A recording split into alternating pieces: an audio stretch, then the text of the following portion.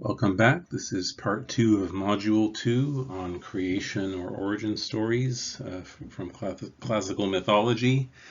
And we will be following the same structure that we will use for the rest of the term.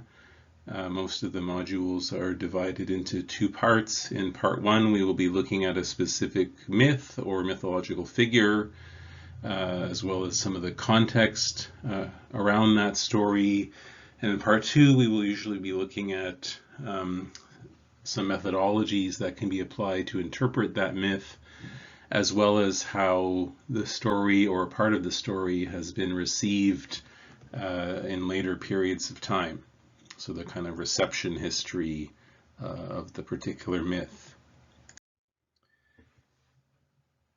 Now, the modern study of myth and mythology is in many ways a byproduct of the colonial era, as European missionaries and explorers began collecting stories from different corners of the world. Others were inspired to analyze and compare them.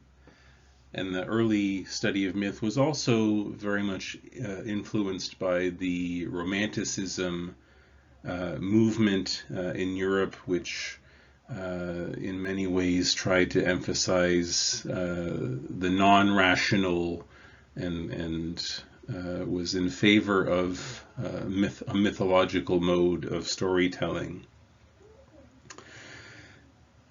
So once modern scholars started to study myth seriously, they realized the importance of context. The myth stories do not exist in isolation from the societies and cultures that produce them. We have to have an understanding of when and where and by who the stories were told if we want to understand what they mean, or at least in their original setting. One champion of this contextual approach was Bronislaw Malinowski. Unlike earlier scholars, he made an effort to travel to the societies that he studied as a part of the early anthropological movement. So he didn't just read books about these societies, he did field work on the ground. And what Malinowski argued was that myths were not merely entertaining stories, but they served a function. And that function was in particular to reinforce the values and beliefs of society and to provide a framework for people in that society to understand their world. So myths served as a kind of charter for social structures, relationships, and behaviors. It was a way of communicating from one generation to the next all the sort of essential information about how society works, what the world is, and what the individual's place in that world is, and how the group, social group, fits into that framework. So Malinowski believed that myths must be read within the context of the social framework that they seek to support and justify. So this approach to mythology is known as functionalism. So we can ask then, what is the function of the stories found in something like Hesiod's Theogony, which we were looking at in part 1 of this module? Well, on the one hand, the function of the Theogony is to justify the existence of the current heavenly powers and to tell the story of how Zeus came to be king of the gods and why did the Greeks worship these gods and not other gods. But they also try to explain other important aspects of ancient society, such as ritual sacrifice, weather patterns, the layout of the world as people understood it. But also they seek to reinforce social relationships and attitudes. So just remember the very negative attitude towards women that was presented in the Theogony. Well, that was very much part of the patriarchal worldview in which these Greek stories circulated. Now, if we want to do a comparison with another ancient creation story, we can look at the opening chapters of the book of Genesis. And before anyone starts writing me an email because they are offended by the idea that Genesis and its storytelling would be considered a form of mythology, think back to what I said at the beginning. The way I am defining myth in the context of this course is as a form of sacred storytelling and of stories that communicate the essential values of a given society and pass those values on from one generation to the next. So it's less important, did the stories actually happen as they are told? More emphasis is placed on what the stories actually mean. And it's well understood based on more than a century of biblical scholarship that the sorts of stories told in the book of Genesis are very much rooted in the ancient Near Eastern environment in which they circulated. So it is justified to refer to these stories collectively as a kind of mythological storytelling. And they certainly have many parallels both with Greco-Roman and ancient Near Eastern mythology. So I'm not certainly not out to discredit or diminish anyone's belief in Christianity, and certainly not all forms of Christianity. By means, not most of them adhere to a more literal reading of the text in question. But I just want to acknowledge that they too can serve as an important point of comparison, because I also explained at the beginning of the course that in my view there isn't really that much that separates religion from mythology. It really just depends whether or not anyone believes the stories anymore, or if there is an actual community that gives those stories a kind of living existence. So when we look at the early chapters of Genesis, and for anyone who's not familiar with these stories, this involves the creation of the world by the Judeo-Christian God, the Garden of Eden, the Adam and Eve story, the apple, the casting out of Adam and Eve from the garden, etc., as well as many other very important biblical stories.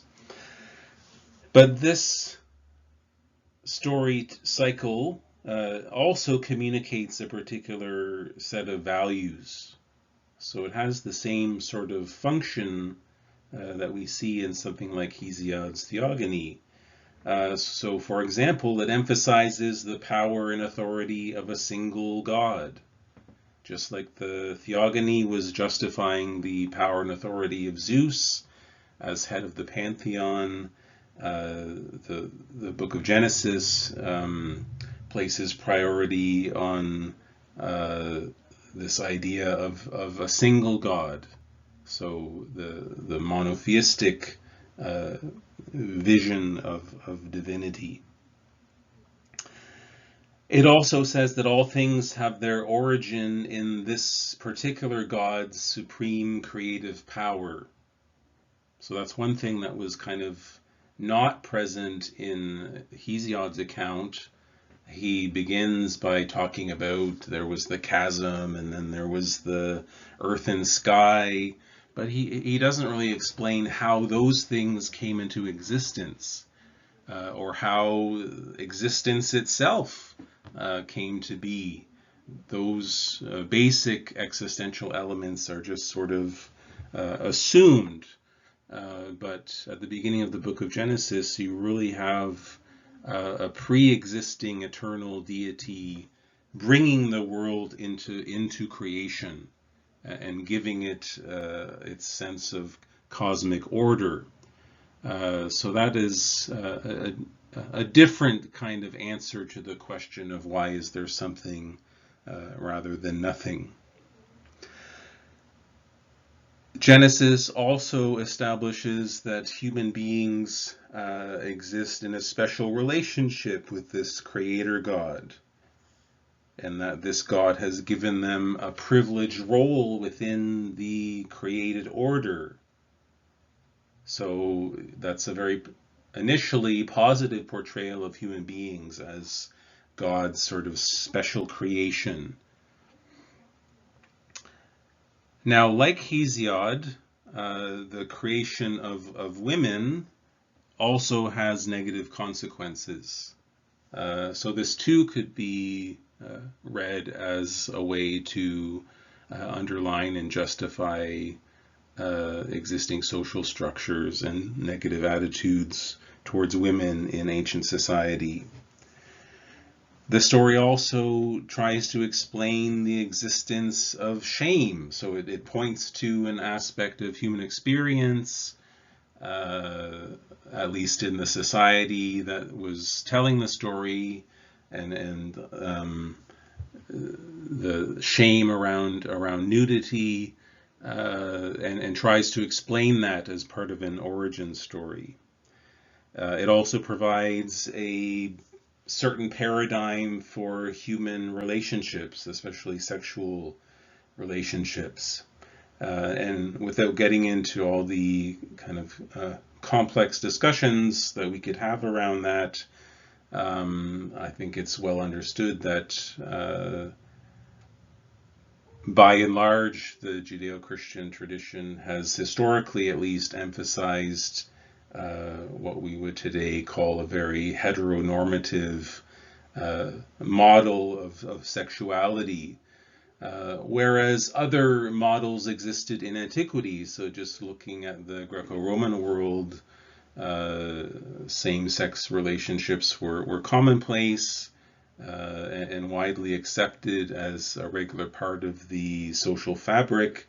The Judeo-Christian tradition in some ways is pushing against that because especially among early Christians, one of the reasons that there was a degree of opposition to same-sex relationships was their association with the dominant polytheistic culture. That's another sort of discussion.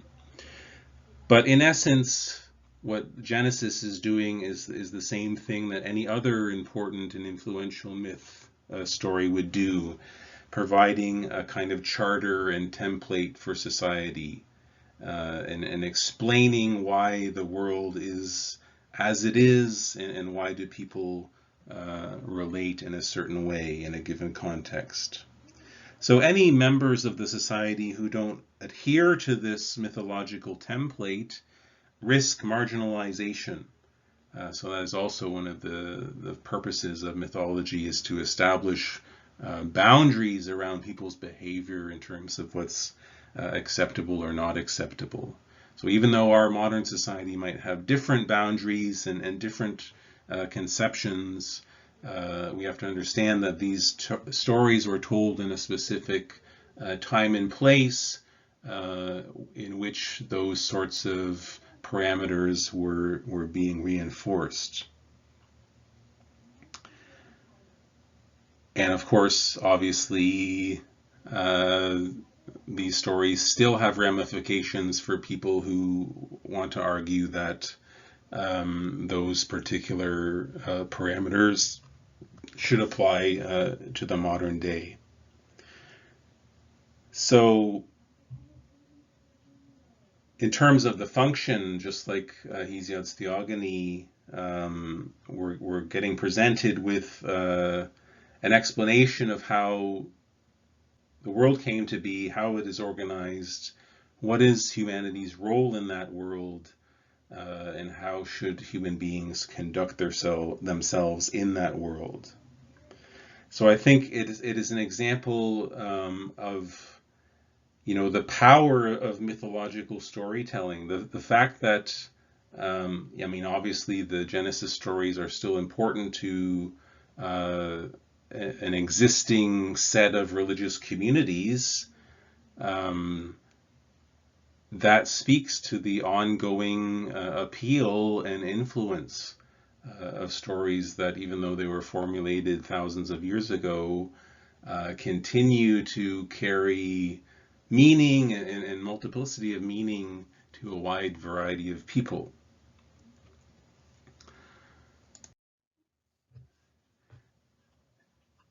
Now, one of the interesting episodes in Hesiod's Theogony involved the figure of Prometheus, and even though there is not a particularly large amount of exploration and commentary on the figure of Prometheus in antiquity, Prometheus did come to be an important symbol in the modern period. And even until recent times, we'll look at some examples of popular culture. But remember what Prometheus was known for in Hesiod's Theogony was giving the gift of fire to humanity. And as I said, the gift of fire is a sort of symbol for reason and technological progress. Well, those are both hallmarks of the modern period. So it's not surprising that the figure of Prometheus would stand out as something that modern authors want to work with as they observe their own historical context. So that's one thing that we want to try and examine in the course. As much as it's important to understand what these stories originally meant in the historical period in which they were originally circulated, they come to mean other things when they are told centuries later or even thousands of years after the fact. They may connect themselves to the original set of meanings, but they may expand those meanings as well.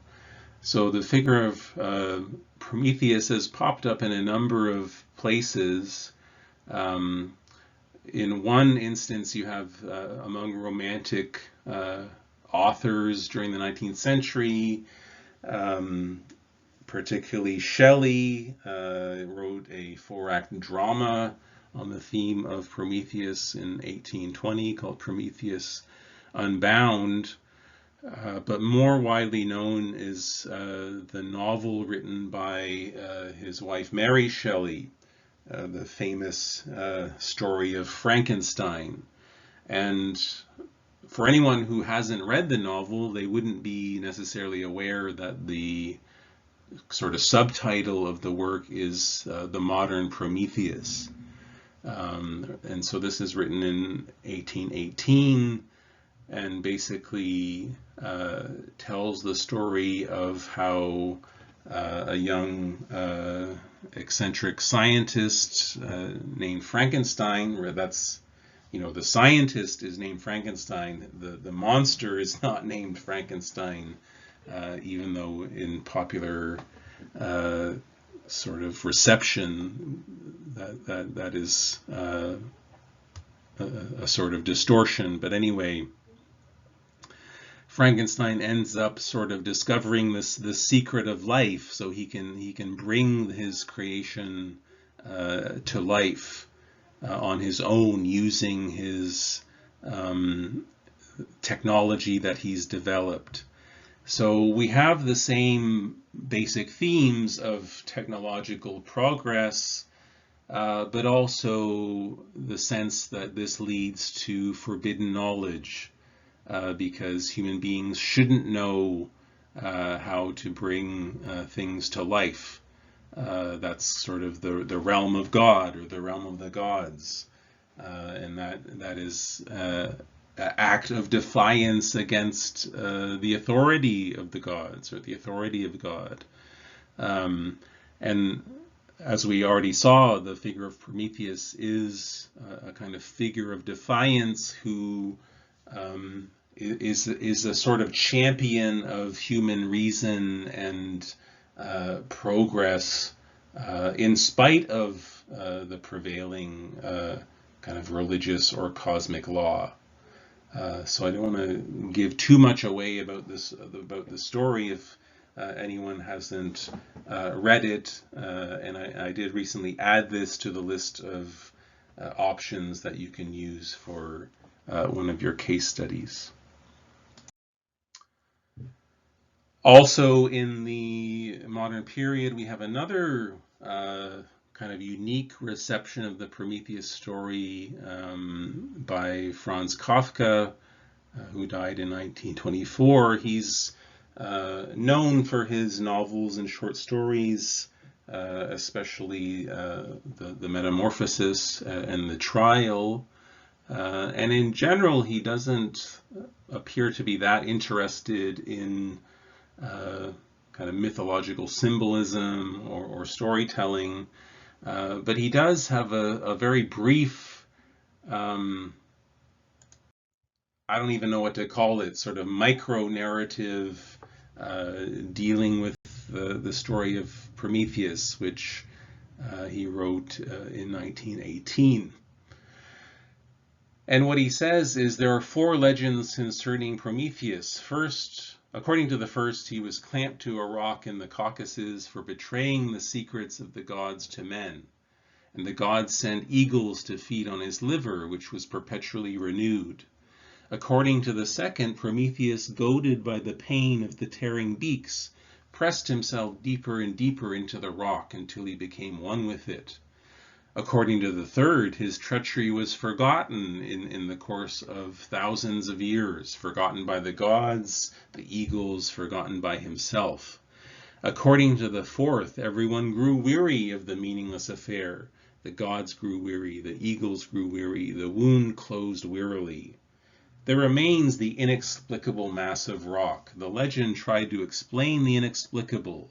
As it came out of a substratum of truth, it had in turn to end in the inexplicable.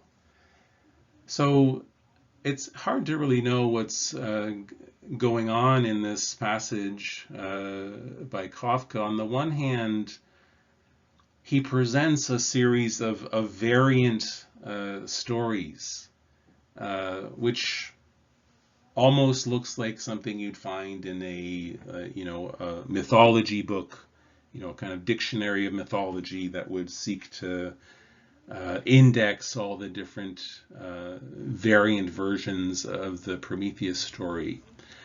But what you notice in the sequence of the versions is the story kind of becomes less and less meaningful. It starts out with a kind of very brief summary of Prometheus, being chained to the mountain, but then the details of the story just kind of evaporate, and what we're left with at the end is a kind of rocky mass of the inexplicable. So is Kafka criticizing the myth or mythology in general as kind of not really leading anywhere? They seem meaningful, but ultimately they don't really explain anything. Is he mocking the kind of scholarly approach to mythology that seeks to chronicle all the different variant versions? Who's to tell? Is he doing a kind of rabbinic sort of exercise where every possible variation of a theme is listed in a concise way? It's hard to say, but this is a kind of more minimalist, I think, and even slightly nihilistic approach to the Prometheus myth, which I think is no less modern in terms of any other sort of reception of the Prometheus as a symbol. Here, Prometheus is a kind of non-symbol. The symbol is essentially drained of all meaning by the end of the passage. Another more recent example is a film by Ridley Scott from 2012 called Prometheus. This was intended to be a kind of prequel to the series of Alien films. And I'm not going to comment particularly on the quality or not of that particular franchise, or particularly on this specific film. And that's something to keep in mind when you're doing your case studies. If you choose to do a particular film, you don't necessarily have to like it or think it's good. You just have to do the exercise of analyzing the mythological elements. But once again, we have a variety of themes that resonate with the Prometheus story. It's not called Prometheus for nothing. That is a deliberate signal to the audience that they should engage with this ancient myth story and figure out how it applies to the current narrative. So we have this, and again, I don't want to give away too many spoilers if you haven't seen it, and certainly you don't have to go out and watch it if you haven't seen it. But you also have this element of forbidden knowledge, because the protagonists, who are scientists, they sort of discover the true origin of life on Earth, and they go and search for who they think is responsible for sort of engineering life on the Earth and providing humanity with a kind of evolutionary catalyst. So that's a kind of Promethean theme, is that humanity doesn't just evolve on its own. There's some kind of intervention, either of a divine power or an alien power. And I think you could make a strong argument that in a lot of science fiction storytelling, which, as I said not long ago, constitutes a kind of mythology, the gods are sort of often displaced by extraterrestrials or alien forces of varying degrees. So there's something external and more powerful that intervenes in the story of human development. There's also the theme of defiance. You have the android David in this particular film, where, again, not giving anything away, he sort of rebels against his creator. And in general, there's a sense of human beings kind of moving beyond their stage of development in their quest for this forbidden knowledge. So that, I guess, in a nutshell, is the sort of thing you want to do when you're looking at these films or novels or graphic novels or games, whatever you decide to work on.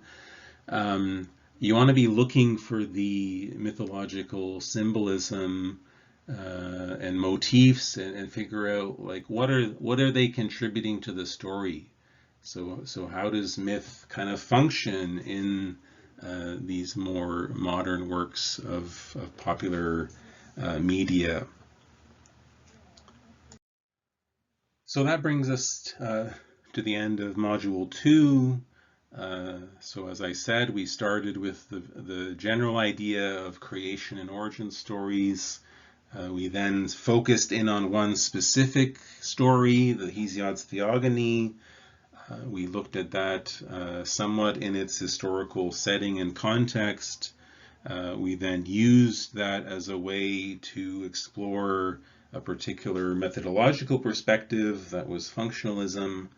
And then we took an aspect of that story and kind of traced at least part of its afterlife in terms of it being received by a variety of different authors and filmmakers in the modern era. So we're going to basically follow that same pattern moving forward. There might be some modules that are slightly different structure, but that's the general thing that we're after. And that's the same sort of pattern that's followed by the textbook itself. So you want to keep up with the readings that go along with these lectures as well. So we'll continue with that in Module 3.